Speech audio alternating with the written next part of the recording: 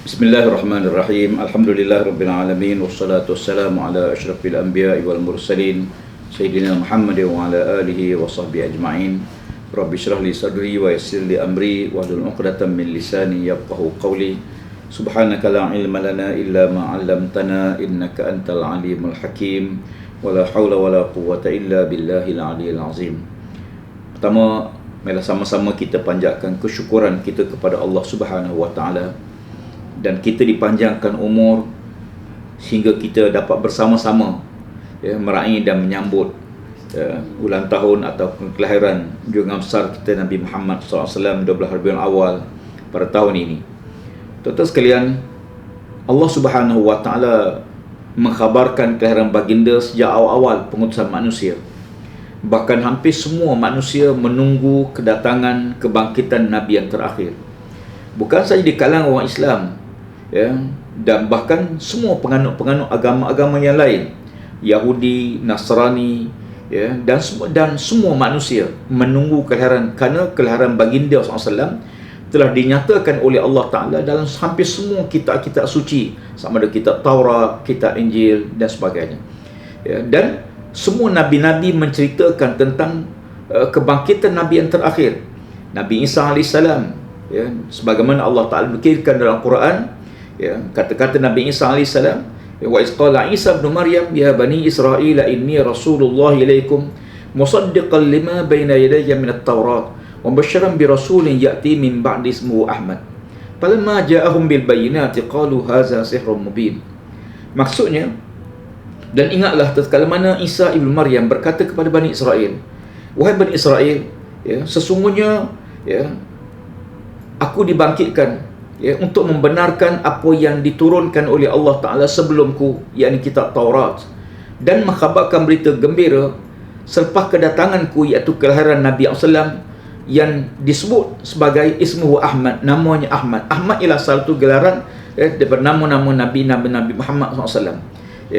Cuma Allah Ta'ala sebut pada ayat tersebut, bila dibangkitkan Rasul dengan bukti-bukti kerasulan, kenabian, lalu mereka tidak beriman dan mereka mengatakan ini sihir dan seumpamanya. Yahudi berpindah daripada Palestin, daripada tempat lain, berhijrah ke Madinah. Apa tujuan mereka berpindah ke Madinah? Tujuannya ialah untuk menunggu kebangkitan Nabi yang terakhir.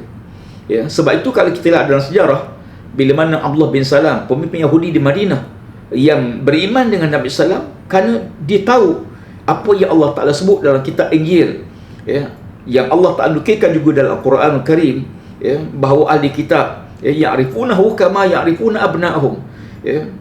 Ahli kitab, kata Allah Ta'ala, mereka kenal kamu wahai Muhammad SAW sebagaimana mereka mengenal anak-anak mereka.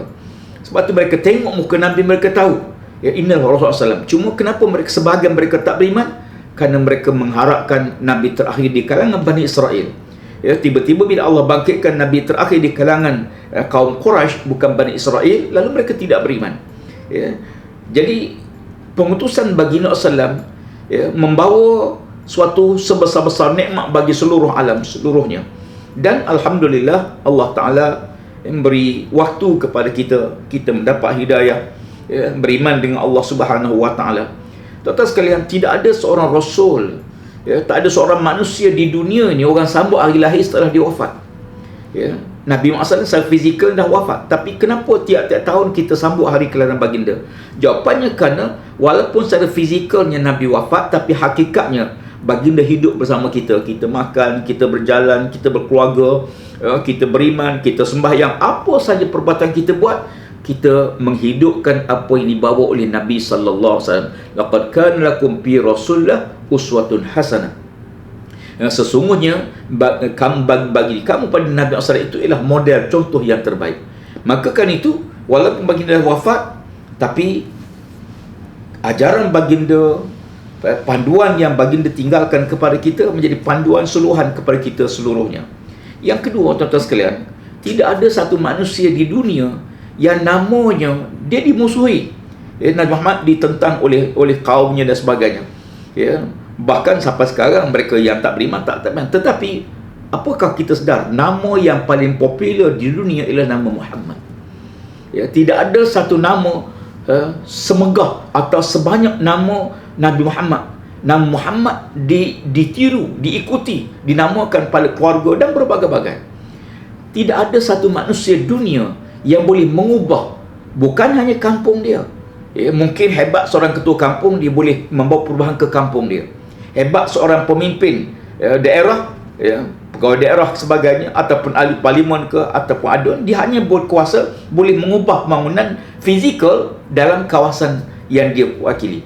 Hebat seorang raja, mungkin satu negara. Hebat seorang Perdana Menteri, mungkin satu negara. Tapi Nabi SAW memperubahan seluruh dunia.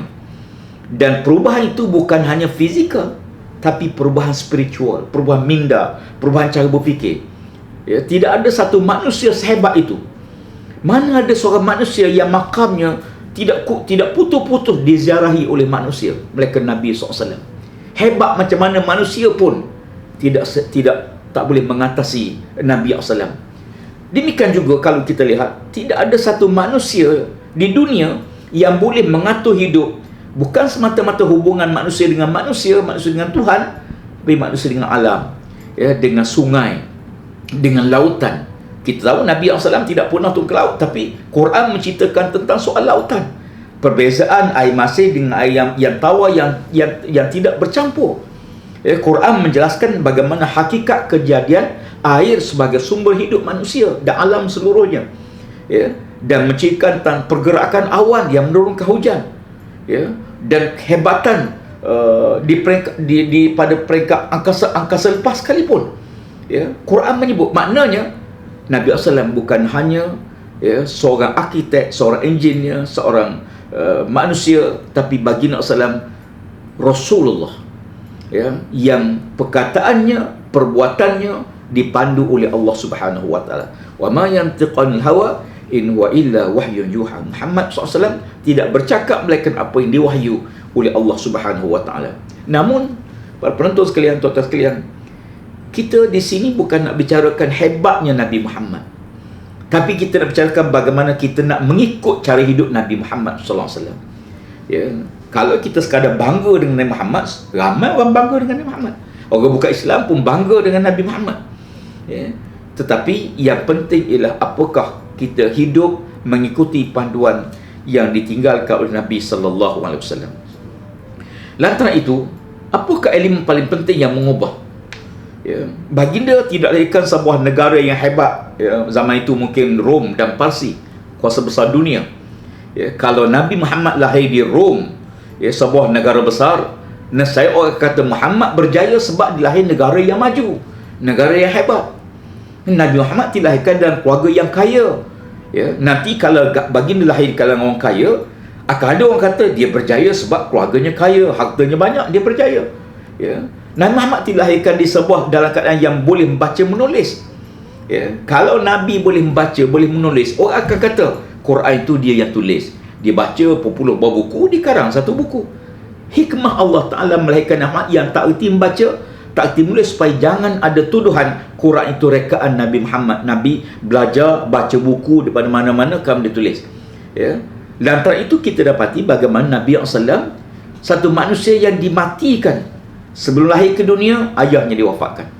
Nabi Muhammad, ayah baginda meninggal dunia sebelum Nabi SAW lahir. Lahir saya ke dunia, maknya meninggal dunia. Berapa tahun kemudian, pak saudara yang paling pengaruh Abdul Muttalib meninggal dunia, wafat. Nabi dijaga oleh Abu Talib sampai 40 tahun, 50 tahun. Tuan-tuan sekalian, kita lihat bagaimana hebatnya. Kalau kita baca dalam tulisan Sayyid Ramadan Al-Buti dan sebagainya, kalau Nabi SAW bersama ayah besar, orang kata ayahnya mempengaruhi Nabi Muhammad SAW.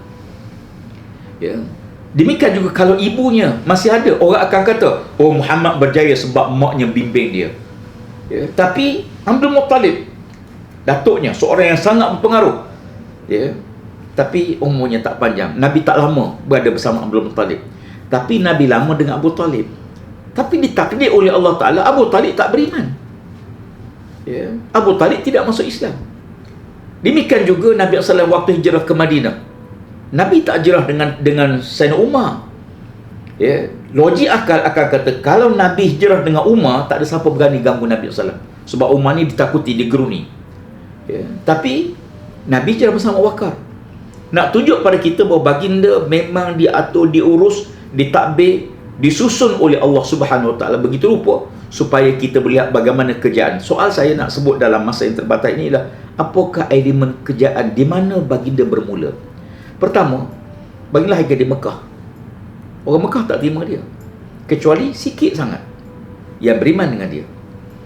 Yang beriman dengan dia sebahagian awal hamba-hamba, orang susah, orang miskin. Orang kaya-kaya tak mau. Pasal apa? Mereka menganggap orang yang miskin boleh ikut Nabi SAW. Tapi tahu sekalian, apa yang baginda, elemen apa yang baginda berusaha untuk mengubah? Pertama, ubah keyakinan, ubah akidah, ubah iman.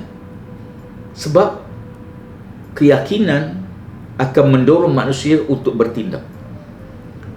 Kenapa kita tak pegang wayar elektrik? Kita ambil wayar elektrik, kita kerat, kita on switch. Kenapa kita tak berani pegang wayar tersebut? Sebab kita tahu ada current elektrik, ada current, ada aliran elektrik. Keyakinan itu menyebabkan kita bertindak atas keyakinan kita. Maka Nabi SAW 13 tahun di Mekah bina keyakinan. Apa keyakinan yang Nabi bina? Nak yakin dengan harta, Nabi tak miskin.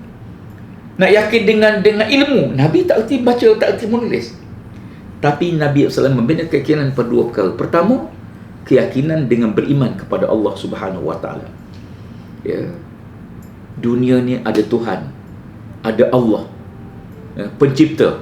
Manusia tahu bahawa ada pencipta, lalu mereka meraba-raba mencari siapa pencipta. Yang duduk tepi laut rasa takut dengan ombak, lalu disembah ombak. Ada penunggu ombak, penunggu lautan. Mungkin yang duduk tepi bukit gunung, dia rasa hebatnya gunung tersebut, dia sembah gunung itu. Kononnya ada penunggu. Ada yang sembah matahari kerana rasa kagum dengan sinar matahari. Tapi yang ramainya, yang ramai sembah duit, sembah harta, sembah nafsu, sembah pangkat kebesaran. Manusia lahir hamba, tetap sebagai hamba. Cuma nak tentu hamba siapa? Hamba hawa nafsu, hamba manusia, hamba jembalang, atau hamba Allah Subhanahu Wa Taala.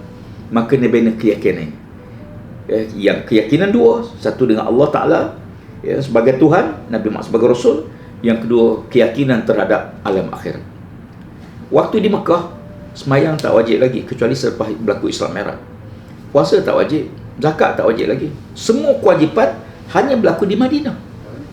Baik, selepas itu kita tengok bagaimana Islam datang, bermula keyakinan itu, dan kita menyaksikan bagaimana makin hari makin ramai. Mana ada satu tokoh yang orang benci dia, tuduh dia gila, tuduh dia tukang sihir, tuduh macam-macam.